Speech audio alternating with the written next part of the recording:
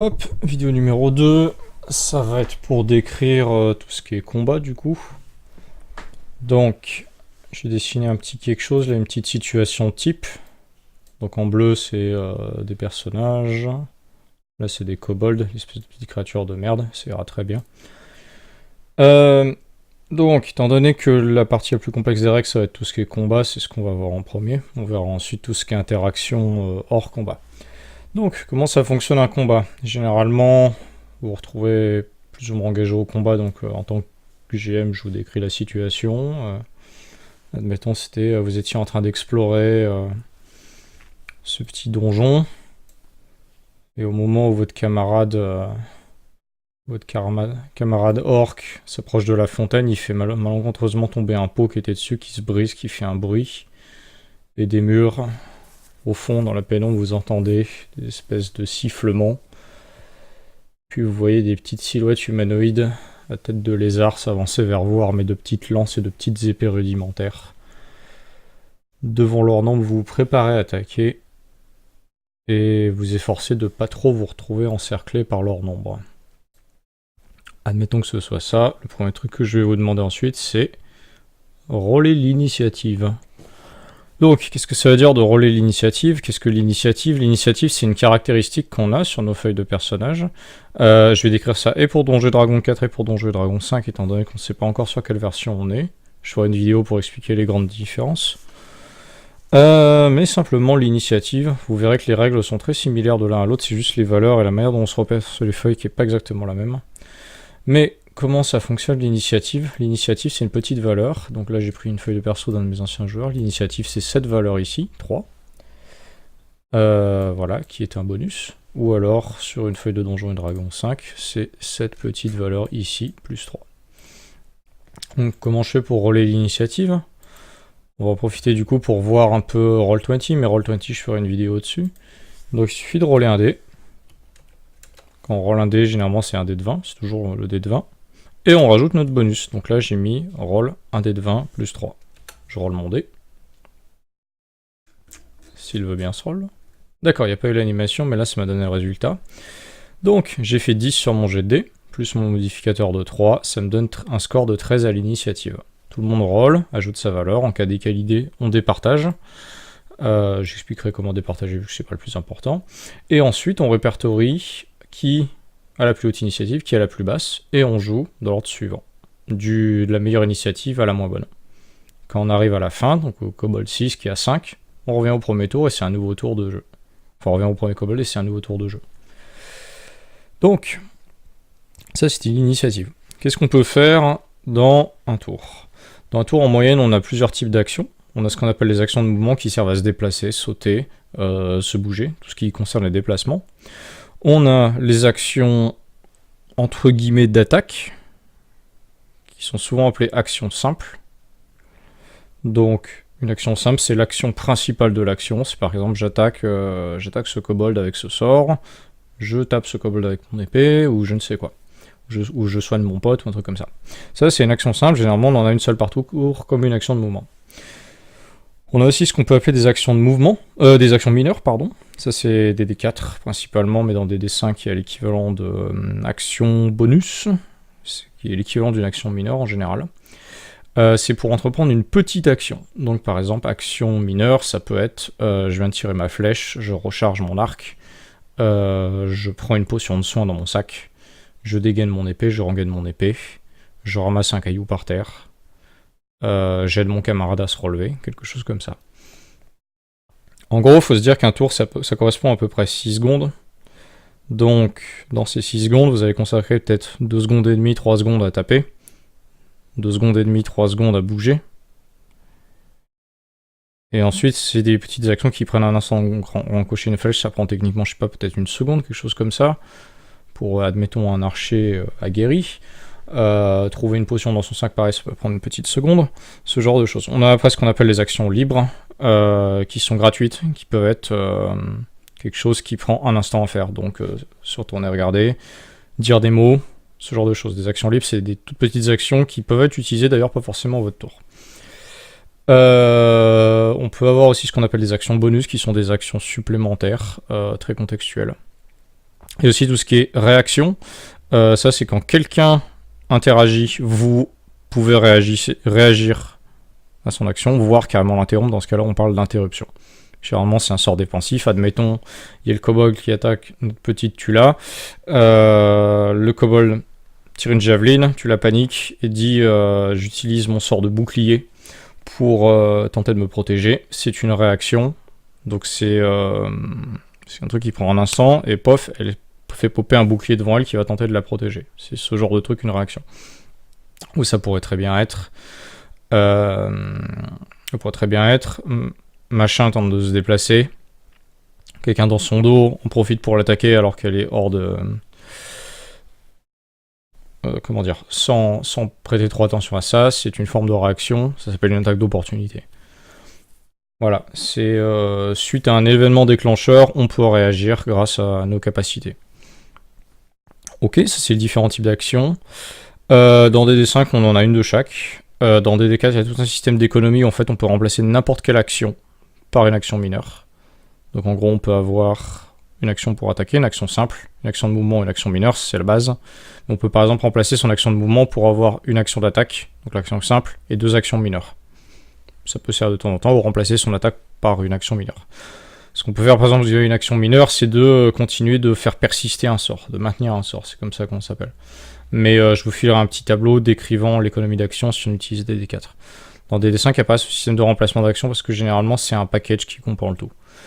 Mais les deux sont relativement équivalents en termes d'action. En fait, ça fait sens, hein. Si vous tapez pas, ça vous laisse 2 secondes de plus pour faire autre chose. C'est simplement ça, comme ça qu'il faut le voir. Ok. Ça, c'était les types d'actions. On a vu les interruptions, les réactions. On va voir comment attaquer désormais.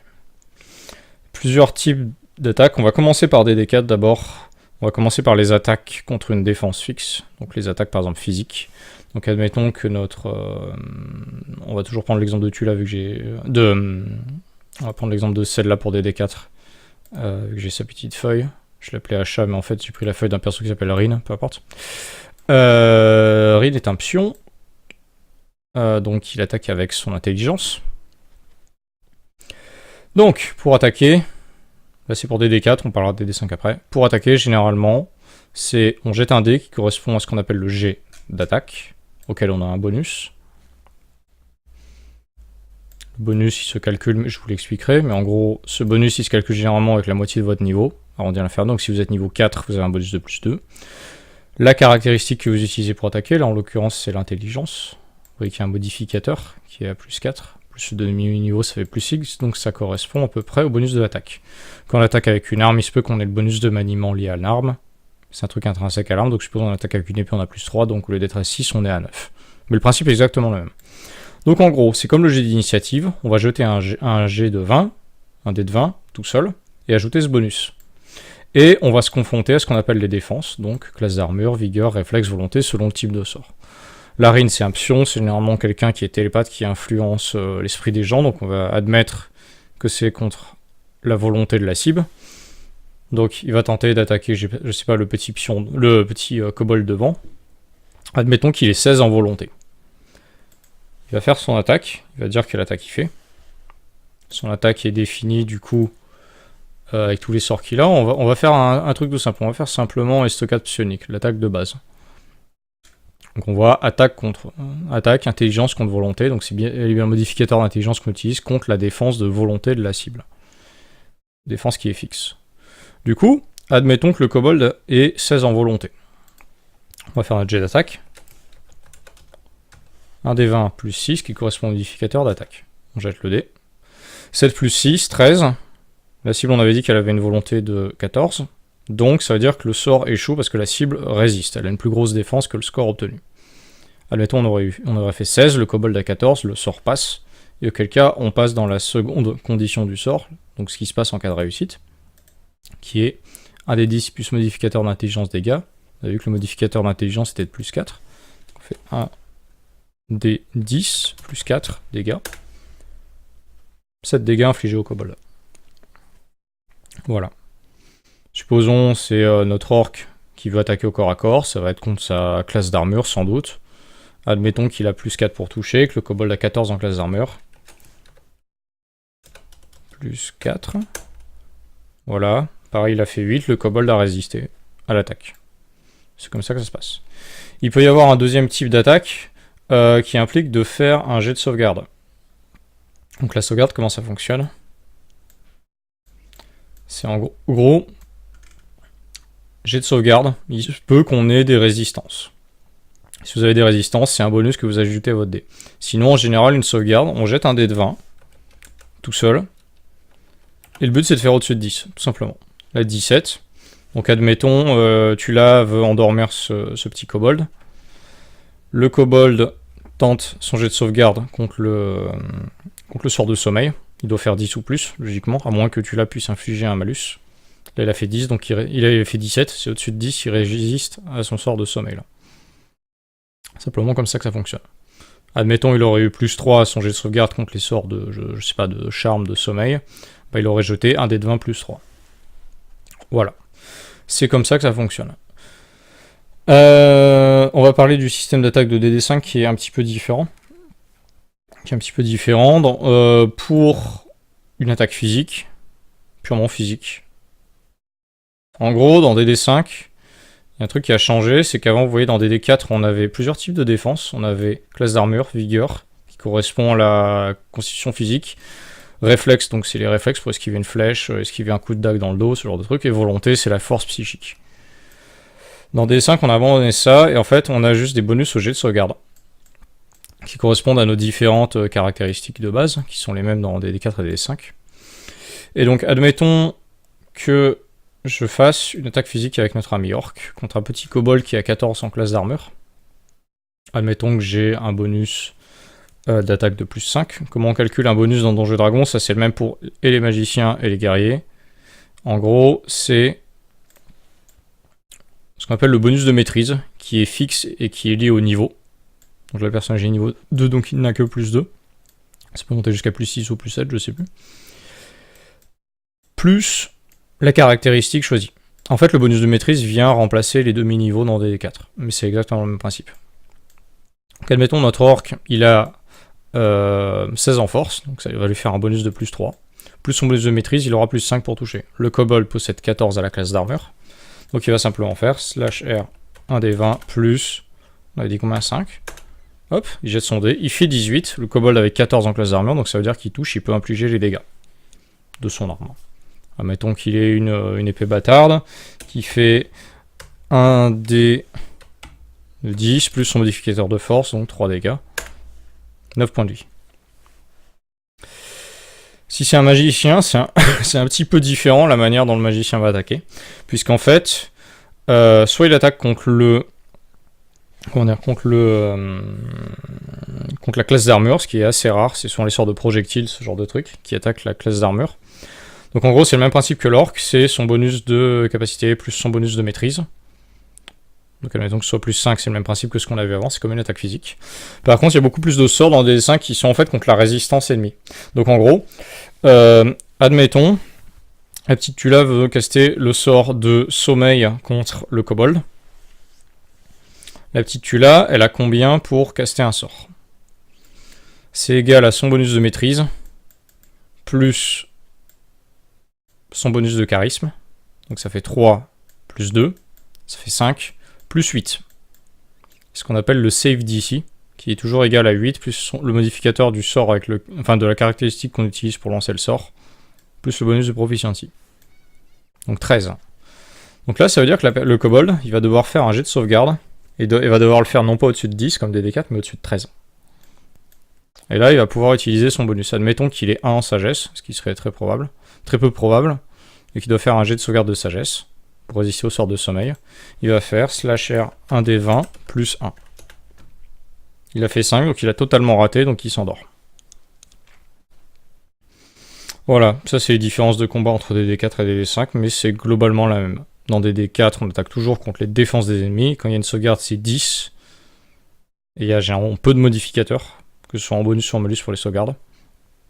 Quand c'est dans DD5, si c'est une attaque physique ou un projectile, ça attaque contre la classe d'armure. Si c'est une attaque qui attaque autre chose que physiquement, c'est via un jet de sauvegarde, et là, il n'y a pas de jet à faire du côté de la personne qui qui attaque, mais c'est le défenseur qui fait le jet. Avec plus de modificateurs et de malus potentiellement.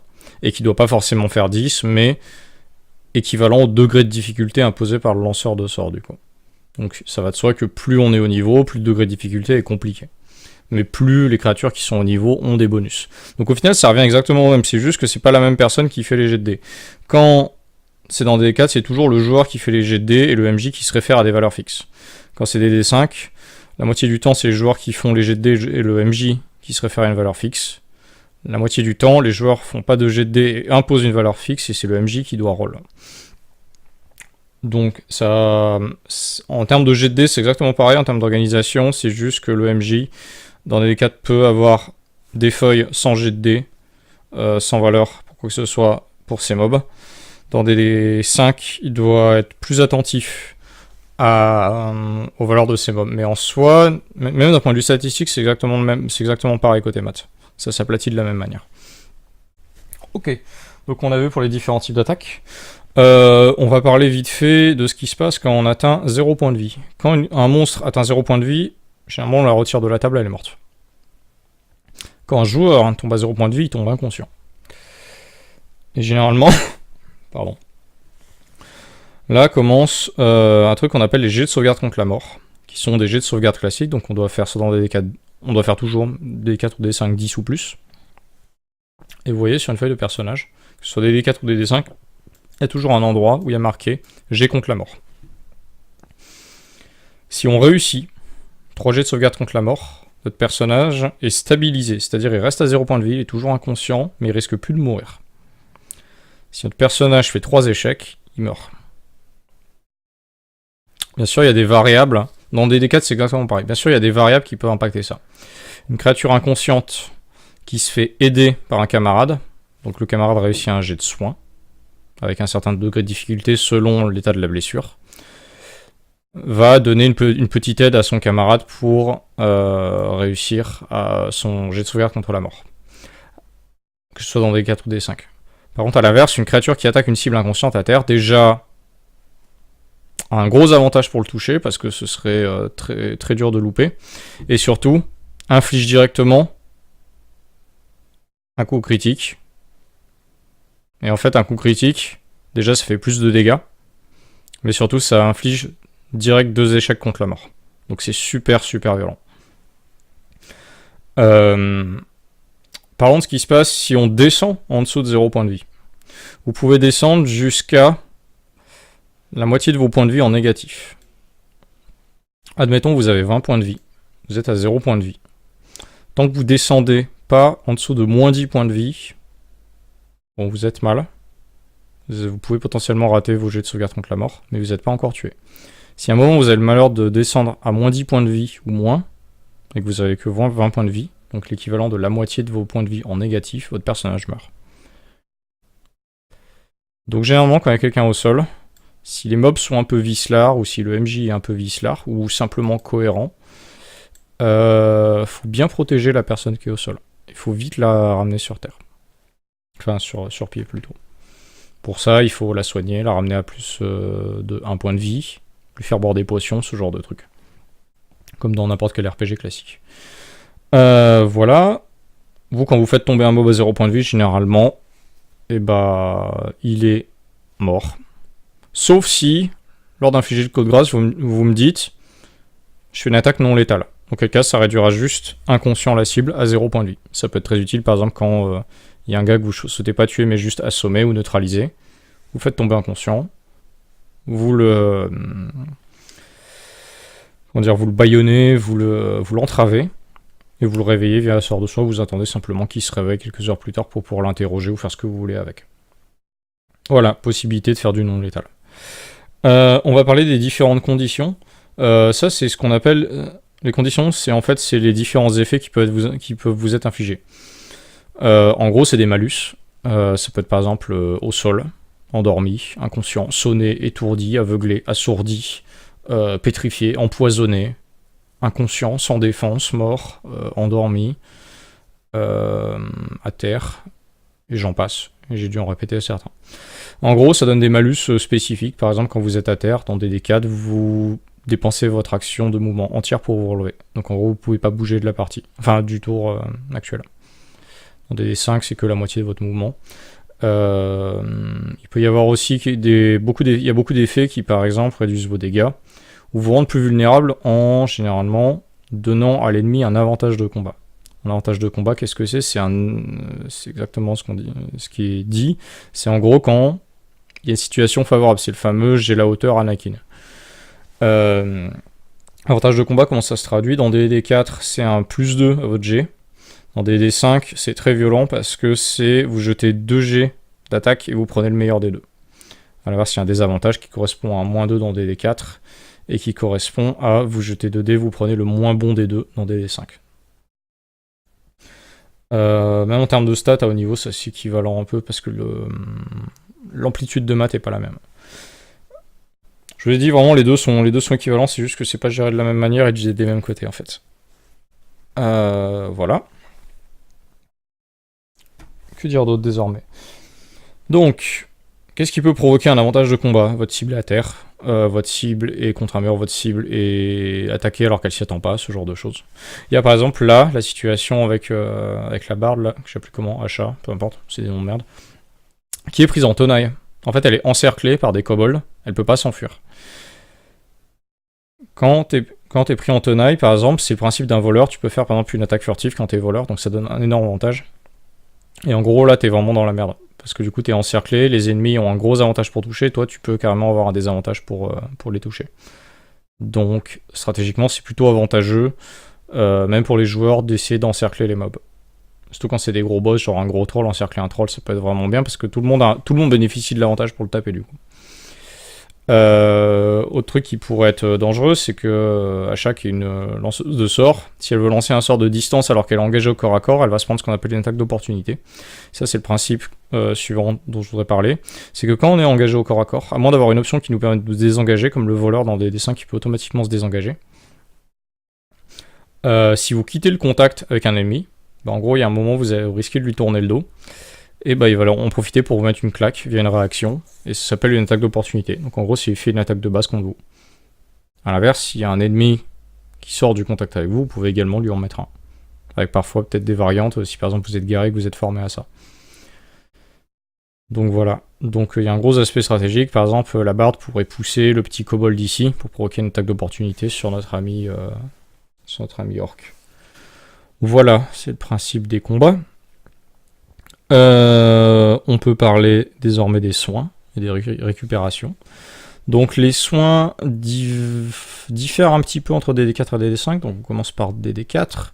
DD4, c'est lié à ce qu'on appelle les récupérations, qui sont ici. On a ce qu'on appelle une valeur de récupération qui correspond à un quart de nos points de vie et un nombre de récupérations par jour. En gros, c'est un espèce de pool ce qui indique le nombre de fois auquel vous pouvez vous faire soigner par jour. Donc admettons, vous avez 6 récupérations par jour, vous pouvez vous faire soigner 6 fois par jour. Admettons, je suis barde, je vais jeter mon sort de soin. Mon sort de soin vous fait dépenser une récupération, c'est-à-dire vous regagnez automatiquement un quart de vos points de vie, plus peut-être un bonus qui correspond, je sais pas, à un D6. Donc vous regagnez un quart de vos points de vie, plus un petit bonus. Voilà. Et vous avez une récupération par jour en moins. Dès que vous vous reposez avec un repos long, vous récupérez vos 6 récupérations par jour. Dans DD5, il y a exactement le même principe. Parce que c'est pas formulé de la même manière, mais c'est le même principe. C'est ce qu'on appelle des dés de vie. Vous en avez un par niveau. Donc admettons vous êtes niveau 2, vous en avez 2. Et à chaque fois que vous voulez vous soigner, vous dépensez un dé de vie. Plus un bonus lié au sort, généralement. Quand vous êtes hors combat que vous voulez vous soigner, vous pouvez dépenser un nombre que vous voulez de récupération par jour. Pour récupérer le nombre de fois votre valeur de récupération. Hors combat, vous pouvez également dépenser un nombre que vous voulez de dés de vie du moment que vous en avez suffisamment. Même principe, pas les mêmes valeurs, et statistiquement c'est relativement équivalent vis-à-vis des maths. Les chiffres dans des D5 sont plus petits que dans des D4, donc c'est pour ça que là ça peut paraître impressionnant comparé à un petit D8, mais c'est parfaitement équivalent. Voilà. On peut parler également en termes un peu de stratégie. Il y a des trucs qui sont un peu basiques en stratégie, mais qui peuvent être importants. Et qui sont pas forcément mécaniquement liés aux mécaniques, mais qui sont liés simplement au bon sens. Comme par exemple, là, les kobolds qui ont encerclé quelqu'un, c'est super avantageux. Vous aussi, vous pouvez faire de même. Focaliser la même cible, ça peut être bien, parce qu'admettons, il y a 6 kobolds. Si chacun est sur un kobold différent et met 2 tours à le tuer, ça veut dire que 2 personnes sur un kobold mettent un seul tour à le tuer. Si vous êtes chacun 3 sur un kobold différent, au premier tour, il n'y en a aucun qui sont tués, donc vous prenez 6 attaques de kobold. Si au premier tour, vous en tuez un, vous prenez plus que 5 attaques de kobold. Donc c'est vachement avantageux pour vous, parce que du coup, vous rétablissez un espèce d'avantage numérique. Plus vite les mobs tombent, moins d'attaques vous prenez du coup. C'est un peu comme ça qu'il faut penser, donc l'importance de peut-être focus les mêmes mobs. Quand vous avez un voleur, c'est très facile à stopper, généralement il y a un tank qui attaque, le voleur qui tape de dos, ça bosse en équipe, le mob tombe très très vite, et c'est très efficace. Mais des fois les gens sont un peu éparpillés, et c'est un peu compliqué. Pareil, la petite Tula, là, elle est franchement dans la galère. Elle est franchement dans la galère, parce que c'est pareil, c'est un sort de distance. Bon, elle est encore plus dans la galère, elle est sans doute morte déjà. Parce que les kobolds, là, pourraient carrément l'encercler, elle aurait aucune échappatoire. Elle a potentiellement une échappatoire, surtout si par exemple elle fait un sort de zone pour s'en aller ou ce genre de truc. Donc lui, il devrait être à contenir l'espace devant Tula. Je ne sais pas trop comment, mais voilà, protéger la backline. C'est comme dans un MMORPG, hein, comme dans n'importe quel MMORPG, vous protégez les healers et les casters de loin. Qu'on le veuille ou non, il y a toujours un peu ces rôles de tank, DPS, soigneur, contrôleur. On peut en parler vite fait, dans DD4 c'est très explicite, DD5 ça l'est moins, mais c'est toujours très présent. On a le tank, alias le protecteur, qui est là pour créer de l'espace pour sa team. C'est comme dans Overwatch en fait, c'est le bouclier. Donc il est là pour créer une zone de menace autour et engluer tous les mobs à son contact. Et les dissuader d'aller taper les autres, avec par exemple des sortes de taunt, enfin l'équivalent des mécaniques de taunt, ce genre de truc. Il est là pour protéger ses potes et contenir la masse. Donc lui, techniquement, les kobolds seraient arrivés par ici. Lui, il aurait dû se mettre devant et contenir ça pour ses potes. On a, par exemple, les contrôleurs. Admettons qu'elles soient un contrôleur. Bard aussi, ça peut. C'est des gens qui vont contrôler un peu le terrain, qui vont neutraliser des mobs, entraver des mobs, qui vont faire très peu de dégâts, mais qui vont faire beaucoup de sorts de zone en vue de ralentir la progression des mobs et les gêner, pour aider ses alliés et éviter de se prendre trop de dégâts. Ça peut être très fort parce que c'est des buffs, c'est des debuffs, ce genre de truc. On a les supports, donc Bard c'est plutôt axé support, c'est un mix entre support et contrôleur. Les supports, ils sont là pour buffer ses potes, débuffer les ennemis et soigner les gens. Ils peuvent généralement bien se défendre au corps à corps, mais pas aussi bien qu'un DPS, ce genre de truc. Enfin, ça dépend lesquels peuvent se défendre au corps à corps. Après, par exemple, relativement bien se défendre au corps à corps avec un bon build. Et pour au final, les DPS, ils sont là pour cleaner les mobs le plus vite possible. Et généralement, ils sont assez fragiles, donc ils ont besoin d'être protégés, et c'est topé via les supports et les contrôleurs. Par exemple, je prends toujours l'exemple d'un voleur, parce que c'est un exemple très, très simple à mettre en place. Voilà, un voleur tout seul sert à rien. Par contre, un voleur qui se set-up, soit avec un contrôleur qui a fait tomber tout le monde, soit, par exemple, un bard qui a aveuglé les gens, ou par exemple un guerrier qui est engagé avec des mobs, le voleur va profiter de ça, et profiter de ce setup pour faire son attaque furtive dans le dos et tuer les mobs extrêmement vite. Donc c'est un vrai travail d'équipe. C'est pas le concours de qui tue le plus de mobs, ça sert à rien. C'est vraiment un travail d'équipe. Par exemple, la barde que je joue, elle a 0 sort de dégâts et pourtant c'est une sacrée menace, quoi. Qui neutralise les mobs, qui aide les potes et tout ça. Donc c'est pas forcément le fait de tuer des mobs, c'est pas forcément la seule manière d'aider ses potes en fait. Voilà, les soigneurs sont là pour protéger, à défaut de soigner, encore mieux que soigner, c'est éviter de se prendre des dégâts. Voilà. Donc s'il y a moyen d'éviter de se prendre des dégâts en buffant ses potes ou débuffant les ennemis, c'est encore mieux qu'avoir à les soigner ensuite. Mais dans tous les cas, le soin est assez inévitable. Voilà, qu'est-ce que je peux dire d'autre ? Dans le combat aussi, on reprend l'ordre d'initiative. Il y a la possibilité de retarder son action. Admettons, le kobold 1 attaque, et Tula, elle veut attendre que les kobolds attaquent Asha pour casser un sort de soin. On peut très bien dire, je vais retarder mon action. Donc en gros, retarder son action, c'est attendre quelques tours de plus, ou on peut carrément préparer son action. Donc en gros, on dépense son action, on dit, si tel kobold attaque machin, on émet une condition, s'il se passe ça, je fais ça. Donc admettons, si les kobolds tentent d'attaquer Asha, je casse mon sort de soin dans la zone, qui devrait toucher à peu près tout le monde. Mon sort de sommeil dans la zone, qui devrait toucher à peu près tout le monde, pour tenter d'empêcher ça. Donc en gros, on dépense son action, et si à un moment la condition se réalise, l'action se passe instantanément en réaction immédiate. Ou interruption immédiate, ça dépend. Généralement, c'est interruption immédiate. Interruption immédiate, en fait, généralement, ça empêche quelque chose. Réaction immédiate, c'est juste quelque chose qui se passe juste avant. Ou juste après, ça dépend. C'est précisé généralement dans les sorts. Mais vous voyez le principe. En gros, c'est, admettons, j'ai un sac de billes, il y a des escaliers. Je dis, si à un moment je vois les mobs grimper et arriver juste devant moi, je verse mon sac de billes. Voilà. Ça peut être ça. Les mobs montent, je verse mon sac de billes, ils se pètent la gueule, ils tombent. Voilà. Et ça permet de transitionner également sur tout ce qui est improvisation. Y a rien de plus chiant que par exemple le guerrier qui dit j'utilise ma frappe des 3 griffons sur le kobold. Ça c'est nul à chier, c'est pas très intéressant. Au minimum il pourrait dire donc je vais tenter de mettre un énorme coup de toutes mes forces sur le kobold. Il roule son attaque et il utilise sa frappe des 3 griffons s'il l'a. Voilà. Mais au moins il fait autre chose que j'utilise ma frappe des 3 griffons. Parce que ça veut rien dire. Ça veut rien dire. Ça peut être je lui mets un énorme coup de bouclier plus une grosse patate. Voilà, c'est juste une manière de déguiser quelque chose de mécanique en fait. Ou dans des dessins, n'hésitez pas à décrire où vous voulez frapper, ce genre de truc. Même dans des cartes en fait, peu importe. Et après vous utilisez ce que vous avez décrit pour utiliser une de vos actions. Voilà. Un truc que vous pouvez faire aussi, c'est improviser. Par exemple, déjà on a toujours des objets genre des jarres d'huile, des potions, des dagues, des sacs de billes, des trucs comme ça, donc n'hésitez pas à les utiliser.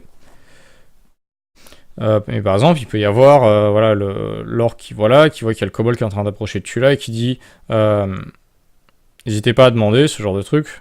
Supposons que je vous décris, vous êtes dans un espèce de crypte en ruine à moitié effondrée.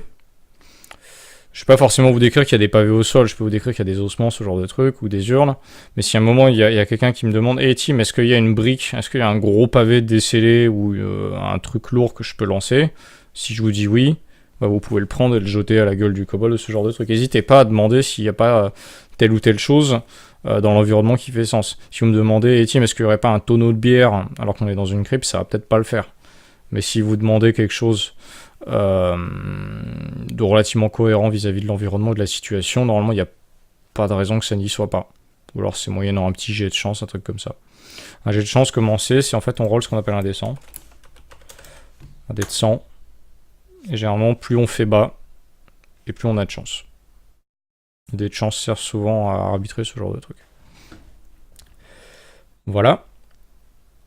Donc on a parlé de l'improvisation, n'hésitez pas à être très créatif avec ce que vous voulez. Dans ma campagne avec mon perso, généralement j'aime beaucoup les combos jarres d'huile, main de mage pour jeter les jarres d'huile au bon endroit, les foutre en feu avec une simple étincelle, ce genre de truc. N'hésitez pas à improviser avec tout ce que vous avez, ça marche bien généralement. Par exemple... vous avez un pot avec un liquide inconnu, n'hésitez pas à le prendre et le jeter à la figure du kobold, ça pourrait très bien l'aveugler ou ce genre de truc. Là, il y aurait une fontaine, tenter de noyer un kobold, un truc comme ça. Je sais pas si c'est optimisé, mais il n'y a rien qui l'empêche. En gros, ma devise, c'est quand on me demande quelque chose, c'est très, à moins que ce soit vraiment aberrant, que ça n'ait rien à foutre là, que ce soit vraiment juste une action en mode Tom et Jerry sortie du chapeau. Ce que je vous dirais toujours, c'est tu peux certainement essayer, ou alors c'est sans doute improbable, mais c'est pas impossible, ce genre de truc. Rien n'est impossible techniquement, parce que sur un 20, généralement c'est une réussite critique et ça arrive. En général. Donc voilà, n'hésitez pas à improviser avec ce que vous avez. Surtout que j'ai tendance à vraiment le favoriser, et j'ai tendance à faire des combats qui demandent ça. Parce que là, souvent mes combats, c'est si vous reposez purement sur votre mécanique. C'est un peu façon Seigneur des Anneaux, quand ils affrontent le Balrog, les gobelins. C'est toujours l'exemple de quand ils affrontent les gobelins et le troll des cavernes dans la cave, là, dans les mines de la Moria, ils doivent grave improviser en fait. Avec la chaîne, avec sa poêle, balancer des cailloux sur la gueule du troll, lui tirer des flèches et tout, se cacher, ce genre de truc. Et moi j'aime bien généralement mettre mes joueurs à un certain désavantage et les forcer en fait à devenir créatifs pour surpasser leurs désavantages en fait. Et c'est là qu'on arrive à des vrais moments d'histoire dont on se souvient vraiment.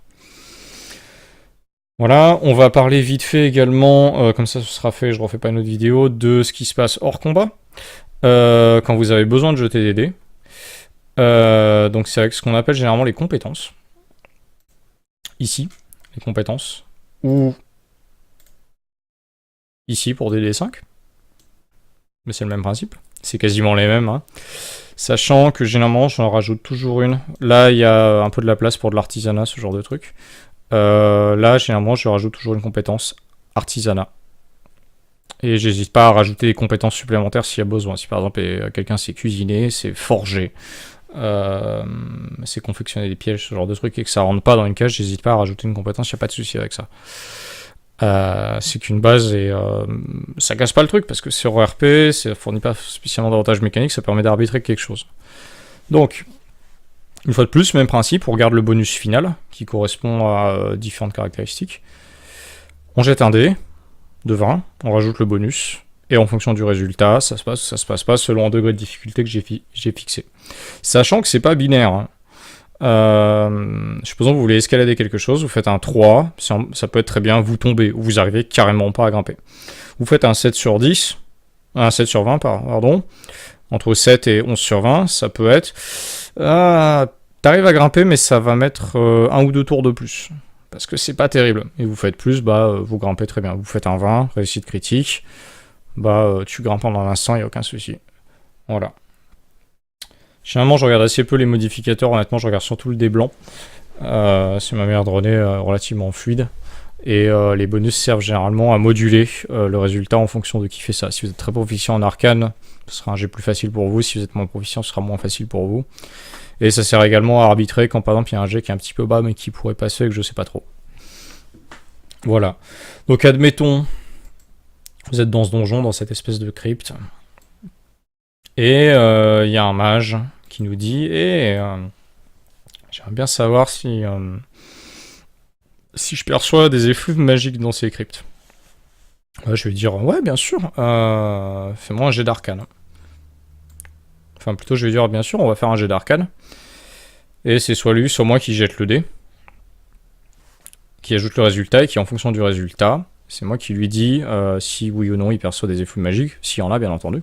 Enfin qui lui donne une réponse à la question. Pareil pour de la perception, pareil pour de la discrétion, du genre, là il y a un kobold qui m'a pas vu, tu l'as qui dit je vais caster invisibilité et tenter de me faufiler discrètement, je vais dire ouais bien sûr, fais-moi un jet de discrétion.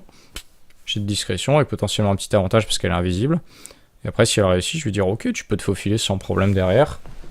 Alors si elle rate totalement, je vais lui dire au moment où tu t'avances par là, tu marches sur un os qui craque et le kobold te spot instantanément. Ça peut arriver aussi. Voilà, donc il y a des jets pour un peu tout, acrobatie, athlétisme, arcane, bluff, connaissance de la rue, diplomatie, discrétion, dressage, ce genre de trucs. Il y a certains jets de dés que c'est moi qui vais les jeter en cachet. Ces jets sont généralement perception, intuition.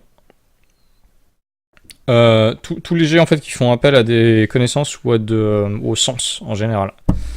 Donc ça peut être intimidation, intuition, perception principalement. Il peut y avoir arcane aussi pour détecter des choses. Voilà, ce genre de truc. Pourquoi je fais ça? Parce que, admettons, vous arrivez dans cet endroit, et il y en a un qui me dit je voudrais inspecter les lieux pour voir s'il n'y a pas les traces d'un potentiel piège. Admettons, il fait un jet de perception. Lui, il fait 2. Il fait un jet de merde. Et je lui dis, bah non, tu vois pas de piège. Un truc qui peut se passer, c'est ce qu'on appelle du metagame, c'est quand on pense en tant que joueur pour notre personnage. Ça arrive à tout le monde. Ça peut être plusieurs cas de figure possibles. Soit, en effet, il n'y a pas de piège. J'ai été chanceux de faire un jet de merde. Soit il y a un piège, mais mon jet de perception, comme j'ai fait de la merde, je le sais pas. Mais moi, en tant que joueur, tandis que je sais que j'ai fait un jet de merde, je vais quand même me méfier. Pire cas de figure, il croit pas le MJ. Et dans ce cas-là, il devient parano. Pire cas de figure, encore pire cas de figure, il croit le MJ. Et ça peut jouer des tours, parce qu'après, si un piège arrive, alors je lui dis non, t'as rien vu. Il va dire, mais tu m'as dit, il y avait rien. Oh, mais t'as fait un jet de merde. Donc généralement, je le roll à l'insu du joueur, il le sait pas. Et ça va être plus être dans ma manière de formuler les choses qui pourra déceler la qualité de son jet. Par exemple, il roule un 2 et il n'y a pas de piège. Je lui dire, bon, t'as beau regarder, tout te semble normal. T'arrives pas à te dire s'il y a un piège ou pas. Admettons, il roule un 16. Il y a bel et bien un piège, bah là je vais dire les dalles là-bas elles te sont un peu suspectes. Admettons, il roule un 16 mais il n'y a pas de piège. Je vais dire, bah après avoir méticuleusement inspecté tout, t'es plus ou moins certain qu'il n'y a pas de piège. Ou il te semble qu'il n'y a pas de piège. Quand je dis il te semble qu'il n'y a pas de piège, ça peut être plus 10, 11, réussi un tout petit peu, il n'y a pas de piège, voilà. 16, je vais plutôt affirmer le côté qu'il est relativement sûr de lui. Et admettons, il roule un 20. Je vais dire, t'es catégorique, t'as passé en revue très rapidement l'intégralité de la salle, il n'y a absolument rien qui te semble suspect. C'est juste une manière de formuler, donc il y a toujours ce doute, mais normalement c'est jamais pute, quoi. Voilà. Bah, techniquement, à partir de ces compétences, vous pouvez faire plus ou moins tout, et si jamais il y a des choses qui rentrent pas vraiment dans ces catégories, on improvise généralement, et il n'y a aucun souci. Je peux demander par exemple ce qu'on appelle, mettons, un truc lié au charisme qui est pas présent là, je vais simplement dire bah fais-moi un jet de charisme, t'ajoutes ton bonus de charisme et elle que pourra. Voilà, donc généralement il n'y a pas trop de soucis, et voilà. Bon, juste pour la prochaine vidéo du coup, on verra ce qu'on fait.